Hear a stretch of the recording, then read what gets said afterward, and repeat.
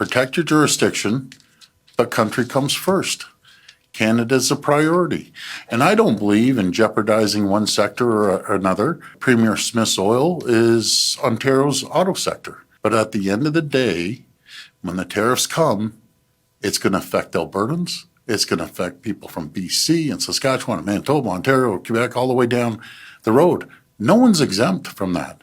If it comes to that, let's have the tools in our toolbox to react, to send a strong message. But it's not going to be all of a sudden one province or one territory is exempt on this. When Donald Trump comes at us, he's not going to say, well, let's not worry about Ontario, they're good people, or Alberta. He's coming full tilt at Canadians as a whole. And that's one thing we have to understand. We need to be united. You know, Donald Trump is a brilliant negotiator. That's what he's done his whole life. That's exactly what he's done. And he's sitting there with a big smile on his face thinking, wow, I'm going to divide and conquer. Remember one thing, united we stand, divided we fall. We need to be united. He's just pointed out that he's a Canadian first, as much as he's passionate about Ontario.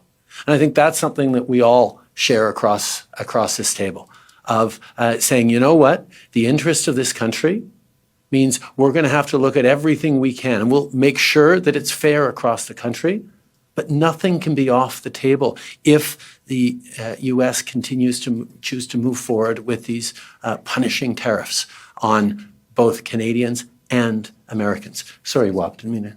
What I did want to say is that there is unity amongst the premiers of the provinces, the territories, the federal government, and where we have unity is that we're going to stand up for your jobs. And we're going to make your life more affordable. We want to keep standing up for our economy. And we're also united on the fact that Trump's tariff tax is going to make life more expensive in the United States of America for the average American person. So I'd hope that Canadians look at the meeting today and feel a lot of pride. I hope that there's Canadian pride in the fact that you can have Liberals and Conservatives and New Democrats and nonpartisan leaders coming together to stand up for your jobs and for your way of life. And I hope that that sense of pride that we have a Canada with a functioning political discourse like that spills out into the broader society, so that when you go to the store, that Canadian pride leads you to buy that made in Canada product. That when you make your big decisions, that you choose to make investments here. But the point is, Canadian pride is something that we can really lean on right now. And there are a few things that unite Canadians more for better and for worse than our neighbor to the south.